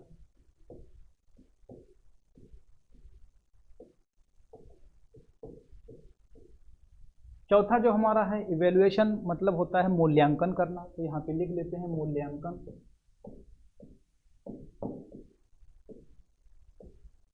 चौथा है हमारा मूल्यांकन और पांचवा है हमारा रिकंसिडरेशन। तो इसका मतलब होता है पुनर्विचार। इसका मतलब होता है पुनर्विचार। तो यहाँ पे हम देख सकते हैं टोटल हमारे 5 पॉइंट थे। स्टडी ऑफ सिचुएशन है, दूसरा है हमारा ऑब्जेक्टिव्स एंड सॉल्यूशन, तीसरा है हमारा टीचिंग प्लान ऑफ वर्क, चौथा है हमारा इवेल्युएशन और पांचवा है हमारा रिकंसिडरेशन। तो यहाँ पे फर्स्ट में हमने लिख दिया है परिस्थिति का अध्ययन करना, दूसरा है उद्देश्य एवं समाधान, तीसरा है हमारा शिक्षण कार्य या कह सकते हैं शिक्षण कार्य योजना तैयार करना, और चौथा है हमारा मूल्यांकन करना, और पांचवा है हमारा रिकंसिडरेशन मतलब पुनर्विचार। तो वही चीज़ यहाँ पे जो हमने यहाँ पे लिखा था वही चीज़ को मैंने हिंदी में भी यहाँ पे एक्सप्लेन कर दिया है, नंबर वाइज भी यहाँ पे डाल दिए हैं। फर्स्ट नंबर में क्या है आप यहाँ से इंग्लिश में भी मैच कर सकते हैं, वही चीज़ है यहाँ पे। तो इसमें मतलब पहला क्या होता है परिस्थिति का अध्ययन करना। अब यहाँ पे है steps in extension education process. तो प्रसार शिक्षण की जो प्रक्रिया होती है उसके कौन कौन से चरण होते हैं, उन चरणों के बारे में यहाँ पे हम डिस्कस कर रहे हैं। तो पहला चरण हमारा आता है स्टडी ऑफ सिचुएशन, यानी कि परिस्थिति का अध्ययन करना। परिस्थिति के अध्ययन के लिए हमें क्या करना पड़ता है, जो भी प्रसार कार्य होते हैं, जिस भी गांव में हमें करना है, जिस भी कह सकते हैं क्षेत्र में हमको ये प्रसार कार्य करना है, तो उस क्षेत्र में जाकर के वहाँ की परिस्थिति को अध्ययन करते हैं। तो वहाँ की परिस्थिति में मतलब क्या है कि क्या चीज़ है और क्या चीज़ होना चाहिए, क्या क्या चीज़ वहाँ की अवेलेबिलिटी है और क्या क्या चीज़ वहाँ पे रिक्वायरमेंट है। तो इस चीज़ को हमें नोट डाउन करना पड़ता है, उसको परखना पड़ता है कि ये चीज़ समस्याएं बन सकती हैं, ये चीज़ हैं और हमारे इस कार्यक्रम के लिए इन चीज़ों का होना आवश्यक है, तो उन चीज़ों की आवश्यकता पड़ेगी। तो इस तरीके से हम कह सकते हैं परिस्थिति का अध्ययन करना, स्टडी ऑफ सिचुएशन। जिस भी मतलब क्षेत्र में वो कार्य हमको करना है तो उस क्षेत्र की क्या परिस्थिति है तो उसको हम यहाँ पे अध्ययन कर लेते हैं, क्या क्या चीज़ है और क्या क्या चीज़ होना चाहिए। दूसरा है उद्देश्य एवं समाधान। अब यहाँ पे हमने परिस्थिति का अध्ययन कर लिया, वहाँ पे देख लिया क्या क्या चीज़ें हैं और क्या क्या चीज़ें हमें ज़रूरत पड़ेंगी, तो उनकी आवश्यकता पड़ेगी। फिर उसके बाद में उनके उद्देश्य और समाधान हम निकालते हैं। अब जैसे जो वहाँ पे समस्याएं निकली हैं कि ये चीज़ होनी चाहिए, तो उसके क्या क्या हमारे उद्देश्य हो सकते हैं और उनका किस तरीके से हम उनका समाधान कर सकते हैं, किस तरीके से उन प्रॉब्लम्स को हम सॉर्ट आउट कर सकते हैं। तो दूसरे स्टेप में हम वो देखते हैं। तो कहाँ पे है उद्देश्य और उनका समाधान निर्धारण करते हैं कि किस तरीके से हम उनको उन प्रॉब्लम्स को सॉर्ट आउट कर सकते हैं, किस तरीके से हम उनको मैनेज कर सकते हैं। थर्ड पॉइंट है हमारा शिक्षण कार्य योजना, यानी कि शिक्षण कार्य योजना तैयार करना। अब फर्स्ट में हमने वहाँ की स्थिति को अध्ययन कर लिया, वहाँ के जो कह सकते हैं उद्देश्य और समाधान भी हमने देख लिए। फिर उद्देश्य और समाधान और परिस्थिति को ध्यान में रख करके एक हम कार्यक्रम योजना तैयार कर लेते हैं। उस कार्यक्रम योजना में हम किस तरीके से उस कार्यक्रम को चलाएंगे और किस किस तरीके से हमें उन आवश्यकताओं को पूरा करना पड़ेगा, तो उन चीज़ों को ध्यान में रख करके हमें शिक्षण कार्य योजना बनानी पड़ती है। फिर नेक्स्ट बात आती है हमारी मूल्यांकन के बारे में। अब मूल्यांकन क्या है, पहले में हमने स्थिति का अध्ययन कर लिया, उद्देश्य समाधान भी देख लिए, शिक्षण कार्य योजना भी हमने बना ली। फिर उसके बाद में हमने वो प्रोग्राम चला दिया लोगों के बीच में। जब प्रोग्राम उनके बीच में चल रहा है तो उस प्रोग्राम में कौन कौन सी पॉजिटिविटी रही है और कौन कौन सी निगेटिविटी रही है, वो हमारे इवेल्युएशन जो है कर सकते हैं पोर्शन में उसको हमें पता लगाना पड़ता है। तो उसमें उसको मूल्यांकन कर सकते हैं इवेल्युएशन को। तो यहाँ पे जो पॉजिटिविटी रही है और क्या क्या निगेटिविटी रही हैं, तो उनको हमें नोट डाउन करना पड़ता है। इसमें हमारे जो कार्यक्रम होता है उस कार्यक्रम की जो है सकारात्मकता और नकारात्मकता का भी हमें पता चल जाता है। तो फोर्थ नंबर में मूल्यांकन में हमें ये चीज़ पता चल जाती है कि क्या क्या यहाँ पे समस्याएं थीं और क्या क्या हमारे लिए जो है प्लस पॉइंट रहे हैं इस कार्यक्रम को सक्सेसफुल बनाने में। तो यहाँ पे जो भी हमारी समस्याएं रह जाती हैं उन समस्याओं को जो है हम यहाँ पे लेकर के आते हैं पुनर्विचार, यानी कि उनके ऊपर हम रिकंसिडरेशन करते हैं कि क्या क्या इसमें जो है होना चाहिए था जो हमने नहीं किया, लेकिन ये चीज़ होनी चाहिए थी। तो उसमें उन चीज़ों को जो कह सकते हैं उनके ऊपर पुनर्विचार किया जाता है ताकि वो अगले कार्यक्रम में उन चीज़ों को वो हटा सकें। तो इसलिए कह सकते हैं कि जो हमारा मूल्यांकन है, मूल्यांकन के बाद में पुनर्विचार जो होता है, यहाँ पे उन्हीं जो पॉजिटिविटी थी और जो निगेटिविटी थी उनको अलग अलग सेपरेट हम लेकर के आते हैं। फिर जो समस्याएं बनी थी उनके ऊपर हम पुनर्विचार करते हैं और उनको संशोधित कर लेते हैं। फिर उसके बाद में फिर से हमारा जो है एक्सटेंशन का कार्यक्रम फिर से प्रारंभ हो जाता है, जो कि फिर से हमारा अगले गांव में अगर जाते हैं, अगले क्षेत्रों में अगर हम इसी कार्यक्रम को करते हैं, तो जो यहाँ पे समस्याएं रह गई थी उन समस्याओं को हम दोबारा रिपीट नहीं करेंगे। तो इसलिए यहाँ पे जो है पुनर्विचार होता है, मूल्यांकन के बाद में पुनर्विचार। उन समस्याओं को उनकी निराकरण के लिए हम किस तरीके से क्या निराकरण कर सकते हैं और क्या क्या उसके जो है हम यहाँ पे उसके बारे में हम प्रयोग कर सकते हैं ताकि वो समस्याएं दोबारा ना आए। तो इस तरीके से ये हमारा टोटल कंटिन्यूअस प्रोसेस चलता रहता है। Study of situation, objectives and solution, teaching plan of work, evaluation and reconsideration, जिसको कह सकते हैं परिस्थिति का अध्ययन, उद्देश्य एवं समाधान, शिक्षण कार्य योजना बनाना और मूल्यांकन करना और उसके बाद में पुनर्विचार करना। तो ये हमारे टोटल 5 हमारे होते हैं steps in extension education process. तो इस तरीके से प्रसार शिक्षण प्रक्रिया में ये मुख्य रूप से 5 चरण होते हैं। Thank you very much.